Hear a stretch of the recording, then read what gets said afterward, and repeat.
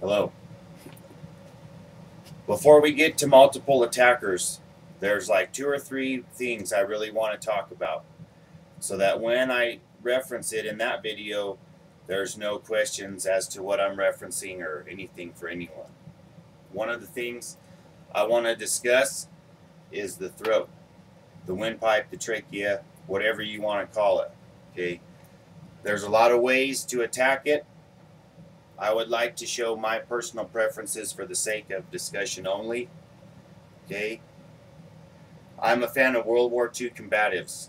A lot of World War II combatives detail using the edge of hand with your thumb up and like a rigid palm coming back here and hitting him. You can do that, I guess, if you're comfortable with it. You're cooler than I am if you do. Um, the argument is that the weapon or the tool has to be harder than the area it's striking. So you don't need to be able to chop a concrete block or anything. If you use the same body mechanics and you come clear back here, you can use a forearm bash and you can tuck your fingers and you can retain your ability to use fine motor skill. Okay, there's a difference between fine and gross motor. Fine motor skill has no application in a hand-to-hand or hand-to-weapon conflict. It has applications everywhere else, so you need to retain them and use them at the proper time in the proper context. Okay, so you're looking at striking the throat. There's the forearm. There's nothing wrong with just an elbow. Okay, this is a target-rich area, really. If you're looking at trying to hit a moving target and your success rate, if I go to hit the throat and I miss, if he turns sideways, I'm just going to still end up with the forearm bash. You know, something like that. So I have hinge of jaw here. And I also have the cervical nerve plexus in the neck, which is what you're hitting when you do a forearm bash or a brachial stun, whatever you want to call it. Okay. There's a bundle of nerves here. There's the hinge of jaw, which shakes the brain. There's the chin, which shakes the brain. Basically, if you strike him anywhere on the lower part of the jaw, it's going to shake his brain and potentially can cause unconsciousness. Okay, so even if you're firing at the throat and you miss, you're still getting something. That's one of the reasons why I just say the throat is one of my primary targets. I'm moving, he's moving, my body's still adapting to adrenaline. Okay, I don't care who you are or what kind of training you have. There is no training in the world that will remove adrenaline. The best training that I've heard of teaches you how to use it or at least ignore it enough that you can function like a human for half a second, okay? Now, while you're looking at striking the throat, there's also ridge hand or a web hand shot, okay, which is basically just the same thing as like the axe hand I just showed, but you're striking with the web of your hand into the throat, and that does not have to be the mother of all power shots to be effective, okay? It can just be that much, okay? And all I did really there was, you know, say he was going to grab me. All I did would say be like a move and a deflect, bam, while I'm moving off his center line, okay? I'm using his center line against him. Those are basically my preferences. As I said, I don't really use edge of hand. If you can use it, that's fine. If that's your preference, that's fine. I'm not saying it's wrong. I'm just wanting to have a discussion. Now, as far as grabbing techniques, if you can sloth hook on, I've always heard this called the bear paw, and it's probably got 900 other names or something. I'm going to call it the bear paw. That's just what I've heard. So you hook on, and you come and you reference the lower jaw, okay? Because if you're coming upward, he's going to turtleneck. If I grab his jaw and come down to this area below his Adam's apple, if you feel, right below the Adam's apple, there's a notch that your finger fits into. That's the structurally weakest part of the windpipe, and that's the part that I'm trying to get to, okay, if I'm talking self-preservation. So I'm attached.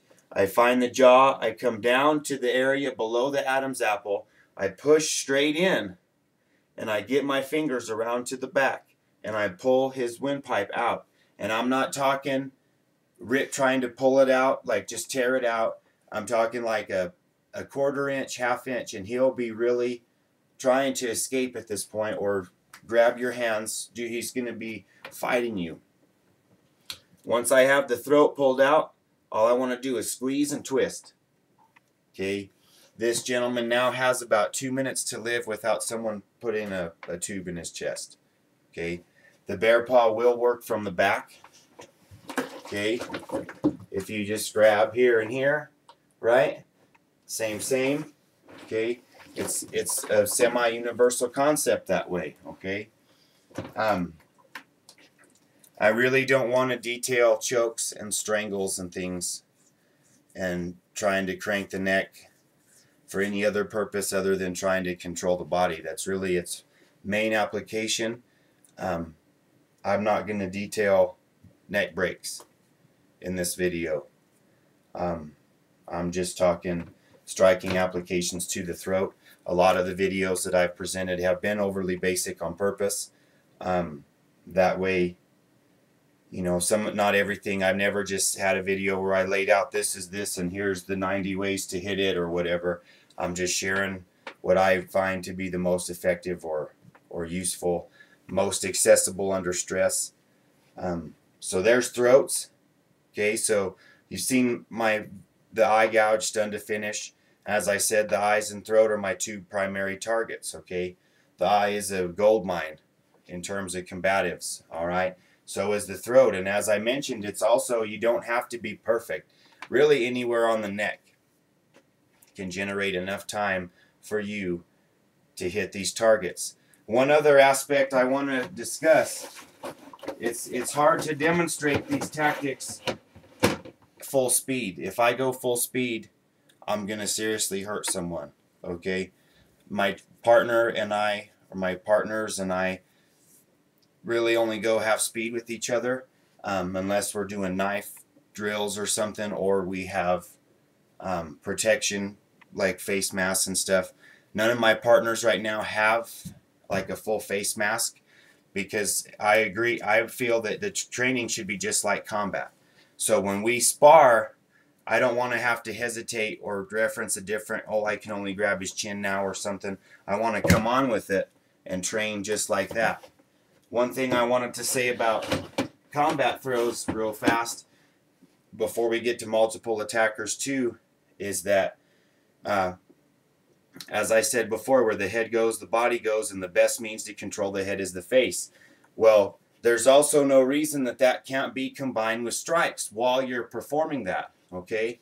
And one concept that we're going to get into with multiple attackers, we're going to go back to the triangular escape routes, okay, where I can go over him, run him over, or I can manipulate something and move to the side, okay? We're going to begin to look at grabbing his head and using him as a shield between him and his friends as I'm eye gouging him still, okay? Because I have his head and I'm eye gouging him or using a throat manipulation or something, I can get him and his whole body in the way of his friends, okay? Rock him, sock him, pick him up, drop him, grab one of his buddies by the face, drag them across his other friend while he's laying on the ground, create trip hazards. There's a number of things that we're going to be looking at in that manner. For that, I do want a camcorder. I have a camcorder now. I'm going to try to get with my buddies and do that. We'll see how it goes. I'm not making any promises other than that I will get it done within the next week, okay? But there's throat attacks. Real quick, the thing I was saying about combat throws, if I'm throwing him this way, okay, and I got this guy coming back, I can keep hammering him all the way down, okay? Just because it's just those types of throws, because I'm keeping him so close to my center mass and I'm manipulating his face, I can bend him over backwards, I can take him anywhere I want, do anything I want basically, okay?